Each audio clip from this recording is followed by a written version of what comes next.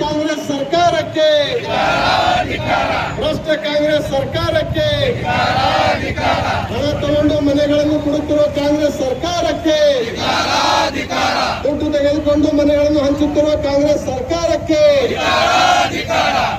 ಬಡವರ ಪಾಲಿನ ಮುತ್ತುವಾಗಿ ಕಾಡುತ್ತಿರುವ ಕಾಂಗ್ರೆಸ್ ಸರ್ಕಾರಕ್ಕೆ, बोलो भारत माता की, बोलो भारत माता की, भ्रष्ट कांग्रेस ಸರ್ಕಾರಕ್ಕೆ, ಭ್ರಷ್ಟ ಕಾಂಗ್ರೆಸ್ ಸರ್ಕಾರಕ್ಕೆ, ಸಿದ್ದರಾಮಯ್ಯನವರಿಗೆ ರಾಜ್ಯದಲ್ಲಿರುವ ಭ್ರಷ್ಟ ಕಾಂಗ್ರೆಸ್ ಸರ್ಕಾರಕ್ಕೆ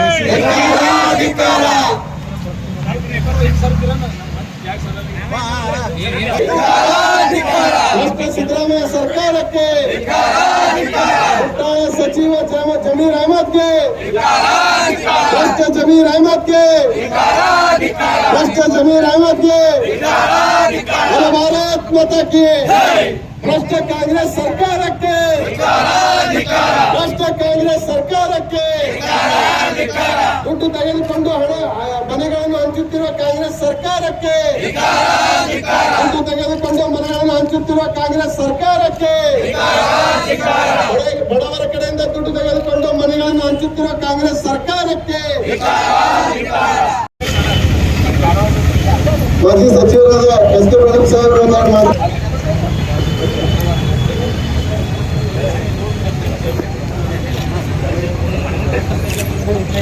ಕಳೆದ 2 ವರ್ಷಗಳಿಂದ ಕರ್ನಾಟಕದಲ್ಲಿ ಗ್ಯಾರಂಟಿಗಳನ್ನ ಕೊಟ್ಟಿದ್ದೆವು ನಾವು 2012ರವರೆಗೆ. ಅವಾಗ ನಂತರ ಕೇಂದ್ರ ಸಚಿವರಾಗಿರ್ತಕ್ಕಂಥ ಸೋಮಣ್ಣ ಅವರು ವಸತಿ ಇಲಾಖೆ ಸಚಿವರಾಗಿದ್ದರು. ಬಹುಶಃ ಸ್ವಾತಂತ್ರ್ಯ ಸಿಕ್ಕು 75 ವರ್ಷ ಕಳೆದ ಮೇಲೆ ದಾಖಲೆ ರೀತಿಯ ಮನೆಗಳನ್ನು ಒಂದು ವಿಧಾನಸಭಾ ಕ್ಷೇತ್ರಕ್ಕೆ 10,000, 15,000, 20,000, 30,000 ಮನೆಗಳನ್ನು ಕೊಟ್ಟಿರ್ತಕ್ಕಂಥದ್ದು ಯಾವುದಾಗಿದ್ರೆ ಅದು ಸೋಮಣ್ಣನವರು ಮತ್ತು ಭಾರತೀಯ ಜನತಾ ಪಾರ್ಟಿ ಸರ್ಕಾರ ಆಗಿದ್ದ ಕಾಲದೊಳಗೆ. ಅವಾಗ ನಾನು ಕೂಡ ಉಸ್ತುವಾರಿ ಮಂತ್ರಿ ಅಂದರೆ ಬಸವನ ಬಾಗೇವಾಡಿ ಕ್ಷೇತ್ರಕ್ಕೆ 10,000 ಮನೆ ಕೊಟ್ಟಿದ್ರು. ಅವಾಗ ₹1 ಇಲ್ಲ ಬಡವರಿಗೇನು ಮುಕ್ಕಟೆ ಆಗಿ ಒಂದು ದಾಖಲೆ ಸ್ವಾತಂತ್ರ್ಯ ಕೊಟ್ಟಿರ್ತಕ್ಕಂಥದ್ದು ಸೋಮಣ್ಣ ಅವರು ಕೊಟ್ಟಿರ್ತಕ್ಕಂಥ ಬಿಜೆಪಿ ಸರ್ಕಾರ ಕೊಟ್ಟಿರ್ತಕ್ಕಂಥ ದೊಡ್ಡ ವಸತಿ ಇಲಾಖೆ ಕೊಡುಗೆ ಅದು.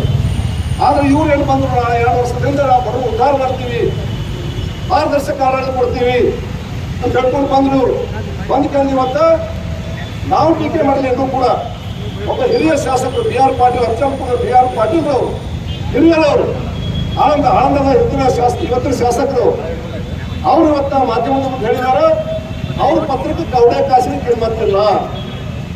ಅದೇ ಅವ್ರ ಪಕ್ಷದ ಪಂಚಾಯತಿ ಅಧ್ಯಕ್ಷರು ಇವ್ರದೇ ಪತ್ರ ತಗೊಂಡು ಹೋದ್ರೆ ಅವ್ರ ಮನೆ ಮಂಜೂರಾಗ್ತಾವ. ಇವ್ರು ಒಂದು ಮನೆ ಬಂದಿಲ್ಲ ಅಂತಕ್ಕಂಥ ಬಹಳ ನೋವಿನಿಂದ ಹೇಳಿದ್ರು. ಅವ್ರು ಏನು ಹೇಳಿದ್ರು, ಅವರು ಆಡಳಿತ ಪಕ್ಷ ಶಾಸಕರಿಗಿಂತ ಗ್ರಾಮ ಪಂಚಾಯತಿ ಅಧ್ಯಕ್ಷ ನಮ್ಗೆ ಸ್ಟ್ರಾಂಗ್ ಆಗ್ಯಾರ ಅಂತ ಹೇಳ್ಬಿಟ್ಟು. ನಮ್ದೇನು ಶಕ್ತಿನೇ ಇಲ್ಲ ಸರ್ಕಾರದಲ್ಲಿ, ನಮ್ದೇನು ಕೆಲಸಕ್ಕೆ ಇಲ್ಲ. ನಾವು 136 ಮಂದಿ ಬಂದ್ರು, ಉಪಯೋಗಕ್ಕೆ ಇಲ್ಲ. ನಾವು ಕಾಂಗ್ರೆಸ್ನಾಗ ಯಾರು ದುಡ್ಡು ತಗೊಂಡು ಹೋಗಾರು ಕೊಡ್ತಾರ. ಆ ವಸತಿ ಖಾತೆ ಮಂತ್ರಿ ಆಗಿರ್ತಕ್ಕಂಥ ಜಮೀರ್ ಅಹಮದ್ ಖಾನ್ ಅವರ ಆಪ್ತ ಸಹಾಯಕ ಸರ್ಫರಾಜ್ ಹುಸೇನ್ ಅವ್ರ ಜೊತೆ ಮಾತಾಡಿದ್ದಾವ ವಿಡಿಯೋ ಬಂದಿರ್ತಕ್ಕಂಥ. ಅದ್ರ 50,000 ದುಡ್ಡು ಕೊಟ್ಟು ಅವ್ರು ಮನೆ ಕೊಡಬೇಕಾಗಿತ್ತು. ಅಂದ್ರೆ ಬಡವ್ರು ಹೇಗಿರ್ತಾರೆ, ಅವರು ಬಡವ್ರ ಕಡೆ 50,000 ರೂಪಾಯಿ ಎಲ್ಲಿರ್ತಾವ? ಬಡವ್ರ ಮನೆ ಮುಟ್ಟಿಲ್ಲ ಅಂತ ನೀವು ಶ್ರೀಮಂತರಿಗೆ ಮನೆ ಕೊಡಕತ್ತೀರಿ. ನೀವು ಬಡವ್ರು ಅಲ್ಲಾದಾರ ಅವರು ಕಾಂಗ್ರೆಸ್ ಯೋಜನೆ ನೀವು ಇಂದಿರಾ ಗಾಂಧಿ ಕಾಲದಲ್ಲಿ ಹಾಕೋದು ಬಂದ್ರಿ. ನೀವು ಪಂಚವಾರ್ಷಿಕ ಹಾಕೋಕ್ ಬಂದಿರಿ. ಇವತ್ತು ಒಬ್ಬರು ಬಡವರು ಇರಬಾರ್ದು. ನೀವು ಮಾಡಿದ್ ನೋಡಿದ್ರ ಮನೆಯಲ್ಲೇ ಇರ್ತಕ್ಕ ಒಬ್ಬರು ಇರಬಾರ್ದು. ಸೋಮಣ್ಣವ್ರು ಕೊಟ್ಟಿರ್ತಕ್ಕ ದಾಖಲೆ ಮನೆ ನೋಡಿದ್ರೆ ಎಲ್ಲಿ ಹೋದ ಮನೆ ಅಂತಾರೆ, ಎಲ್ಲಿ ಹೋದು? ಕಾಂಗ್ರೆಸ್ನ ಪುಡಾರಿಗಳು, ಅಲ್ಲಿ ಶಾಸಕರು, ಜಿಲ್ಲಾ ಪಂಚಾಯತ್ ಸದಸ್ಯರು, ಅಲ್ಲಿಯ ಗ್ರಾಮ ಪಂಚಾಯತ್ ಅಧ್ಯಕ್ಷರು, ಸದಸ್ಯರು ಅವ್ರ ಮುಖಾಂತರ ದುಡ್ಡು ಅರೆಸ್ಟ್ ತಗೊಂಡ್ರು. ನಿಮ್ಗೆ ಕೊಟ್ಟರು ಅವ್ರಿಗೆ ಮನೆ ಕೊಡಕತ್ತೀರಿ. ಬಡವಾಗಿ ಹೋದಾರ ಮನೆ ಇನ್ನೂ ಆಗೇ ಇಲ್ಲ. ದೇಶದ ಪ್ರಧಾನಮಂತ್ರಿ ನರೇಂದ್ರ ಮೋದಿ ಅವರು ಪ್ರಧಾನಮಂತ್ರಿ ಆವಾಸ್ ಯೋಜನೆ ಒಳಗೆ 2-3 ವರ್ಷದೊಳಗೆ ಬಡವರು ಮನೆ ಇರ್ತಕ್ಕಂಥ ಬಡವರು ಒಬ್ಬರು ಇರಬಾರ್ದು ಕ್ರಾಂತಿಕಾರಿ ಒಂದು ಕಾರ್ಯಕ್ರಮ ತಗೊಂಡಂತ ಸಂದರ್ಭದಲ್ಲಿ ಇಲ್ಲಿ ಕರ್ನಾಟಕದ ಕಾಂಗ್ರೆಸ್ ಸರ್ಕಾರ ಸನ್ಮಾನ್ಯ ಸಿದ್ದರಾಮಯ್ಯ ಮುಖ್ಯಮಂತ್ರಿಯಾಗಿ, DK ಶಿವಕುಮಾರ್ ಉಪಮುಖ್ಯಮಂತ್ರಿಯಾಗಿ, ಜಮೀರ್ ಖಾನ್ ಅವರು ವಸತಿ ಮಂತ್ರಿಯಾಗಿ ಸಂಪೂರ್ಣವಾಗಿ ಈ ಮನೆ ಹಂಚುವ ವಿಷಯದಲ್ಲಿ ಬ್ರಹ್ಮಾಂಡ ಭ್ರಷ್ಟಾಚಾರ ಮಾಡಿದ್ದೀರಿ. ಬಡವರನ್ನ ಹಾಳು ಮಾಡಿದ್ದೀರಿ. ವಿಜಯಂತ್ರಿ ಕಿಶ ತುಂಬಿಸಿರಿ. ಅದಕ್ಕೆ ನೀವು ನಿರ್ದಿಷ್ಟವಾಗಿ ಎಲ್ಲರೂ ಕೂಡ ಏನು ವಿಚಾರ ಮಾಡಲ್ಲ, ಸ್ಥಾನ ಬಿಟ್ಟು ಅಧಿಕಾರ ಬಿಟ್ಟು ಮನೆಗೆ ಹೋಗ್ಬೇಕು ಅಂತಕ್ಕಂಥ ಹೋರಾಟವನ್ನು ಭಾರತೀಯ ಜನತಾ ಪಾರ್ಟಿ ಮಾಡಲಾಗಿದೆ ಬಿಜಾಪುರ ನಗರದೊಳಗೆ. ರಾಜಕೀಯ ಪಕ್ಷ ಅಲ್ಲ, ಇದು ಒಂದು ಭಾರತ ದೇಶದ ಪ್ರತಿಷ್ಠೆ ಹೋಗ್ಲಿಕ್ಕೆ ಒಂದು ಸಂಘಟನೆ ಒಂದು ಹೆಸರಿದೆ. ಇವಾಗ ಮಹಾತ್ಮ ಗಾಂಧೀಜಿಯವರು ಹೇಳಿದ್ರು ಈ ಕಾಂಗ್ರೆಸ್ ಹೆಸರನ್ನು ತೆಗೀರಿ ಅಂತ ಹೇಳ್ತೀನಿ. ಅದಕ್ಕೆ ನಾ ಇವತ್ತು ಈ ಕಾಂಗ್ರೆಸ್ ಸರ್ಕಾರ ಹೇಳಕ್ ಇಷ್ಟಪಡ್ತೀನಿ, ಮೊದಲು ಕಾಂಗ್ರೆಸ್ ಹೆಸರನ್ನು ತಪ್ಪು. ಇಲ್ಲ ಅಂದ್ರೆ ನಾವು ಭಾರತೀಯ ಜನತಾ ಪಕ್ಷದವರು ಕೂಡಿ ಈ ಕಾಂಗ್ರೆಸ್ ಹೆಸರನ್ನು ಬದಲಾಯಿಸ್ತೀವಿ. ಯಾಕಂದ್ರೆ ಇವತ್ತು BR ಪಾಟೀಲ್ ನಿಮ್ಮ ಕಾಂಗ್ರೆಸ್ ಸರ್ಕಾರ ಹಿರಿಯ ಶಾಸಕರು ಇವತ್ತು ಓಪನ್ ಆಗಿ ಹೇಳ್ತಾರೆ ಹಣ ಕೊಟ್ಟ ಮನೆ ಸಿಗ್ತಾವ. ಅದೇ ಅಂದಾಗ ಬರೀ ಬಡವರಿಗೆ ಅಂತ ಕೊಡ್ಬೇಕು ನಿಮ್ಗೆ. ಅಂದ್ರೆ ಈ ಸ್ಕೀಮ್ ನೀವು ಬಡವರಿಗಾಗಿ ಅಲ್ಲ, ಇದು ಶ್ರೀಮಂತರಿಗಾಗಿ. ಈ ಮೂಲಕ ಲೂಟಿ ಮಾಡ್ತಕ್ಕಂಥ ಸರ್ಕಾರ ಅಲಗಾಡ್ಸೋದಕ್ಕೆ ಈ ಕಾಂಗ್ರೆಸ್ ಹೆಸರು ಬದಲಾಗಿ ಲೂಟಿ ಅಂತಕ್ಕಂಥ ಚಲೋಕೈತಿ ಕಾಂಗ್ರೆಸ್ ಸರ್ಕಾರ. ಕಾಂಗ್ರೆಸ್ ಹೋಗ್ಬೇಕಿಲ್ಲ, ಲೂಟಿ ಅಂತಕ್ಕಂಥ ಒಂದು ಹೆಸರು ಸರ್ಕಾರ ಬಳಸಿಕೊಂಡಿದೆ. ಇನ್ನೊಂದು ವಿಷಯ, ಇವತ್ತು ಎಷ್ಟು ದುರ್ಬಳಕೆ ಮಾಡಿಕೊಂಡು ಸರ್ಕಾರ ಜನಸಾಮಾನ್ಯರ ಟ್ಯಾಕ್ಸ್ ಅನ್ನ ದುರ್ಬಳಕೆ ಮಾಡಿಕೊಂಡು ಆ ಚುನಾವಣೆಗೆ ಬೆಳೆತಂದ್ರ ಅದನ್ನು ಲೂಟಿ ಅಂತಕ್ಕಂಥ ಹೆಸರು ಒಂದು, ಇನ್ನೊಂದು ಟ್ಯಾಕ್ಸ್ ದುರ್ಬಳಕೆ ಅಂತಕ್ಕಂಥ ಹೆಸರು.